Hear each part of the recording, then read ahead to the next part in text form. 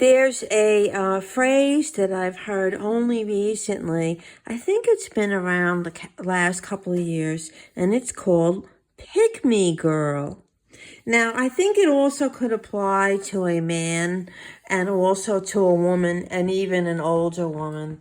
And I recently observed it. I'm mostly around older women because I'm not a young spring chicken myself. And a pick-me girl, I'm using it in my own words. My understanding is it's a woman, generally, that basically, I don't know if I'm allowed to say this, kisses the ass of a man or men that she's around because she wants to get approval, attention, and we've all done it at times, but it's the frequency and the intensity where they're constantly siding with the man, and also adopting the male persona, like as if it's almost like they're a covert narcissist, the woman that's the pick-me girl, because let's say the man, was into basketball, and the woman was not into basketball. Maybe she even hated basketball. But now all of a sudden, she's around a man and he's into basketball. So she wants to know everything there is about basketball and will try to find ways to say how she had been around basketball. That's just one example. So whoever he hates, she hates. Whoever he likes, she likes.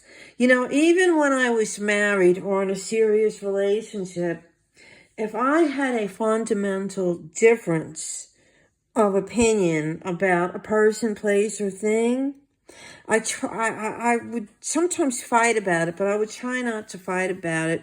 But if it was something important, especially about another person and I didn't want to be around them, I wouldn't just grin and bear it just to be popular or loved by that person.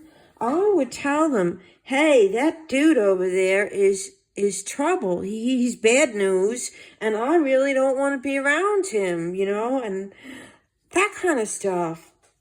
If I was not interested in basketball, and I'm just picking that out of the air, and some guy wanted me to go to a basketball game or wanted me to sit there and be all into basketball, I wouldn't. The same way, I wouldn't expect a man to be interested in my hair extensions, unless he was a cross-dresser, or, my hair pieces, my nail polish, girly stuff. Now, sometimes I have spoken to male partners about girly stuff, but I know they're not into it, and I don't expect them to be into it, unless they want to be into it. But, a pick-me girl is someone that tries to ingratiate, and it goes much deeper than that. They try to ingratiate themselves with a man, and a terrible example. Well, it's a good example, but it's a terrible scenario. Ghislaine Maxwell, is that how you say her name? The one that was the procurer for Jeffrey Epstein. That was the ultimate pick-me girl. She was pimping out her own children, underage girls, to be in favor with. And it was a business transaction, but it also was a psychological thing. So that. And to me, pick-me girl, as she gets older and older, becomes worse and worse, because I think it is a form of covert narcissism, because you want that person to like I just told a story about the beep. If I were a pick-me girl, I would just not mention the beep, or I would go along with the story about the beep, but I didn't. I've called people out, particularly men, when I feel like they're trying to manipulate me, treat me like I'm stupid, smear me, or think that I'm the pick-me girl, because I'm nobody's pick-me girl. And I've seen older women just recently. I've seen two. I've seen two pick-me girls. You know, sometimes a pick-me girl, you know that phrase, a Karen? Oh, she's a real Karen. She'll go complaining about stuff.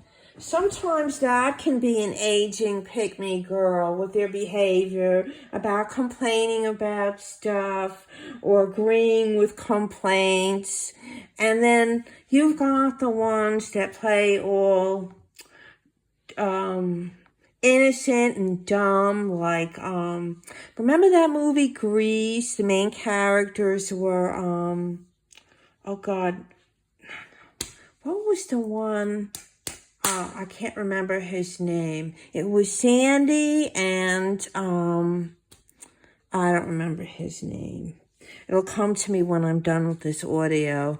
And there was a scene where there was an actress named Stockard Channing. I remember her name because it's so unusual. And she played one of the girls in like the gang that was rough and smoked cigarettes. Rizzo, I think, or Riz. She was doing this song, Look at Me, I'm Sandra D, lousy with virginity. I can't sing, otherwise I'd sing it.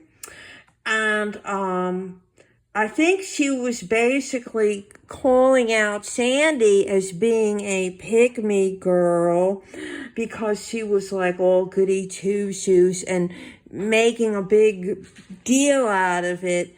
At the end of the movie, since I'm going off on a tangent, Sandy realizes that, hey, now I'm a woman and I want to live like a woman, although I'm a young woman, and I can't keep playing this little type thing.